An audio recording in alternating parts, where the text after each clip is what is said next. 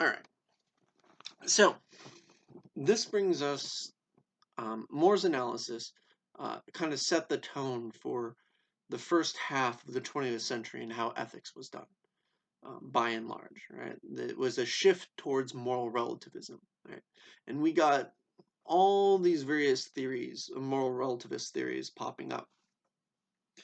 Um, in they weren't new in many respects, but they saw a surge of popularity as a result of what Moore did.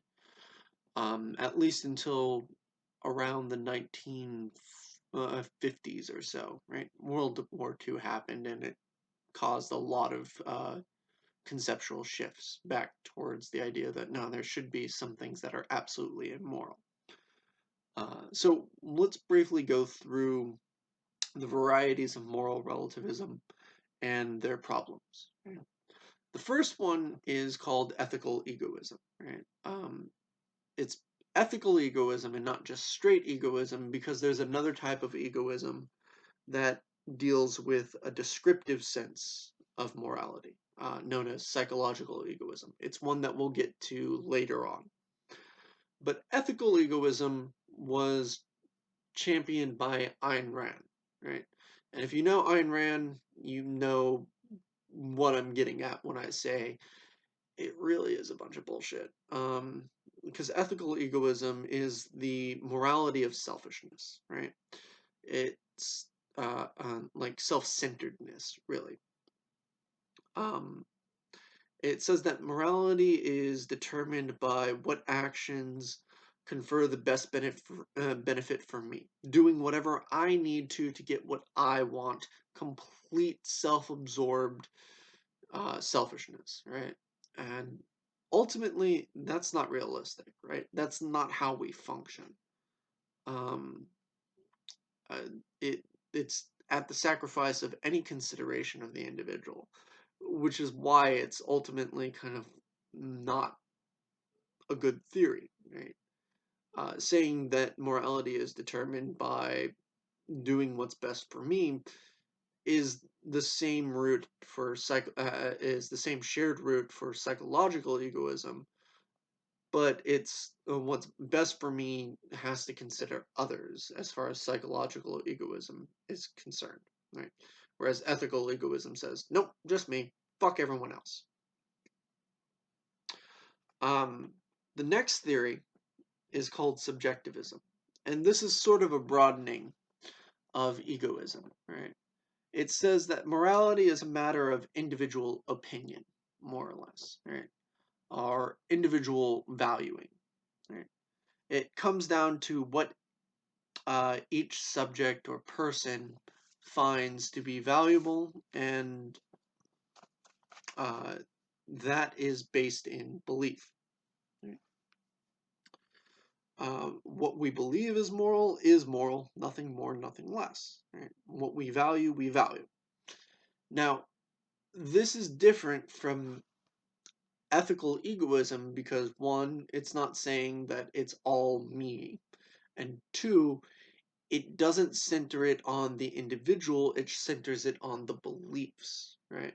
So there can be beliefs that we have in common. Beliefs are something that can be general and shared across individuals, right? So most of us, I think, would say that, the belief that we should we should be kind to others is a good one, right? Uh, okay, so that's something that we share. That's a belief that we share, and that lends, and that's what the focus is. It's the belief itself, not the individual who holds it, but the beliefs, right? It might ultimately come down to what the individual believes, but the beliefs themselves can be shared amongst groups and amongst individuals, right? It's like the difference between knowing a rule and applying a rule, or knowing the rule of addition and applying the rule of addition, right? Addition just does the same thing in every case, but it's not the case that you use addition in every case, right? In every instance, right? Some people might be using addition, some people might not. It depends, right? On the situation. It's the same thing. The rule of addition is general. The application of addition is specific. In the same vein, the belief is general and something that can be shared, but the individual having the belief isn't something that can be shared with another person.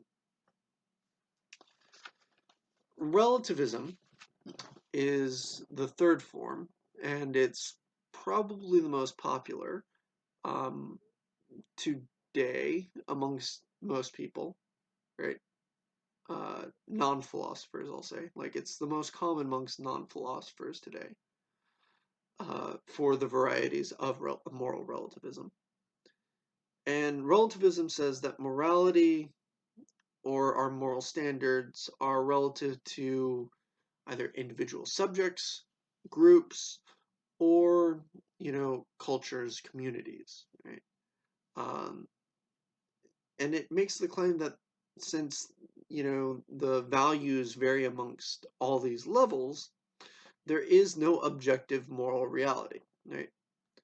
Uh, there's no minimum standard needed to be met for something to be moral. And thus, since there is no minimum standard, everything is open to comparison, and all are equally valid positions, right? But not necessarily equally sound. Now, this runs into some pretty quick issues that we can see right now, right? Issues of racism, right? Racist beliefs on this on this level would be perfectly valid, right? The idea that you shouldn't, or another example would be close to about 10-ish years, 8 years ago now. There was the Syrian refugee crisis, right? Where most of Syria's population did their best to escape Syria after ISIS first invaded and set up shop. And part of what they were doing in the process was going through Turkey and eventually into the various European countries. And a number of them, a good number of them, wound up settling in the Scandinavian countries of Norway and Sweden. Now, they're coming from very, very different moral background, culturally speaking.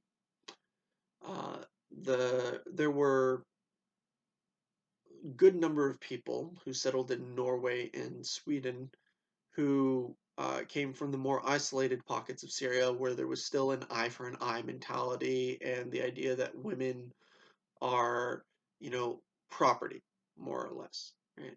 Which meant that, there was no such thing as rape where they came from. And the idea that a minor slight could result in someone's death was common occurrence.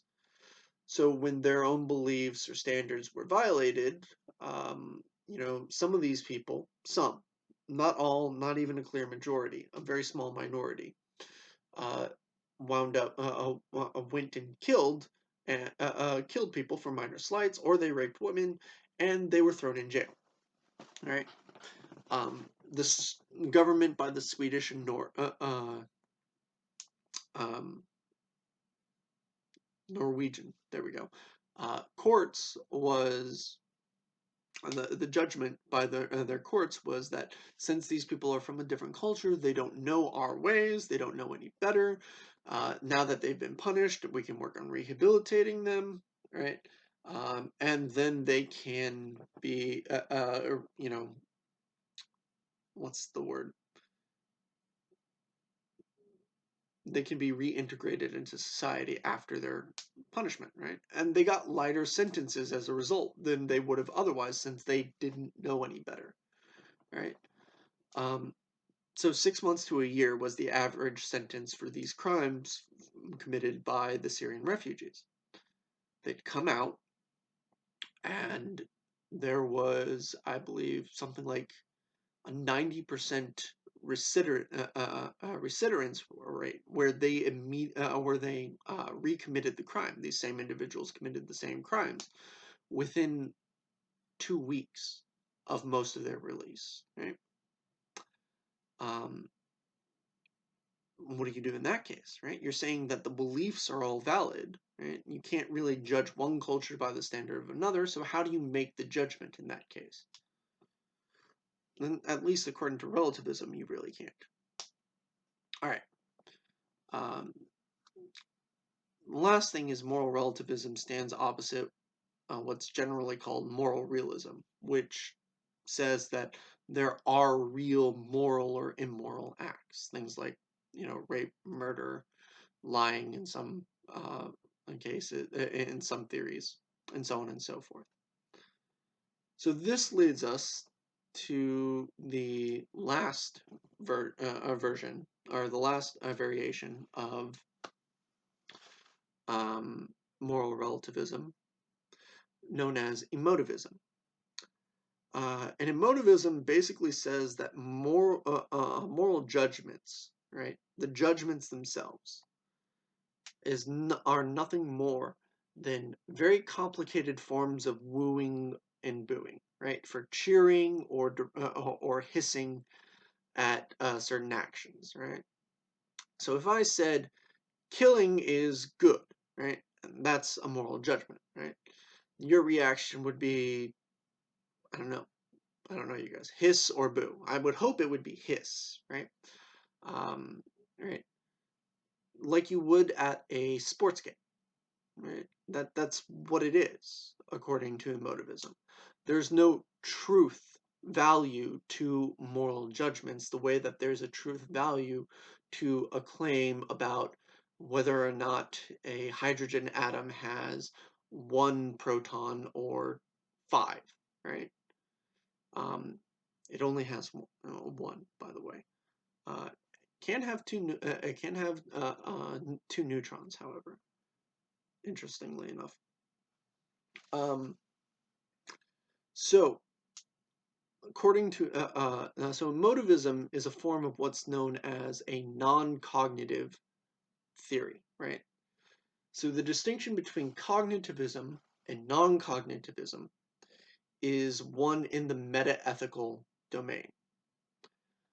Cognitivism says that is the meta-ethical position that our moral judgments have some truth value. That is, that they are true or false, that they speak to some actual reality about the world when we make them. They're not just opinions, right? And despite what it seems like, ethical egoism, subjectivism, and relativism can all be cognitivist moral theories, right?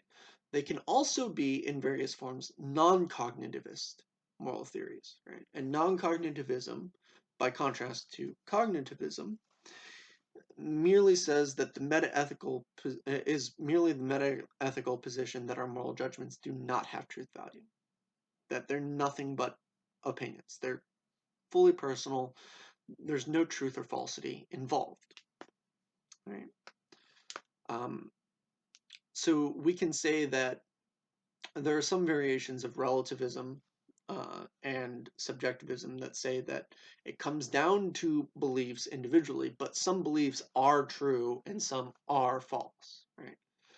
That ultimately the judgments of the individuals can be wrong, but the beliefs are true or false, right?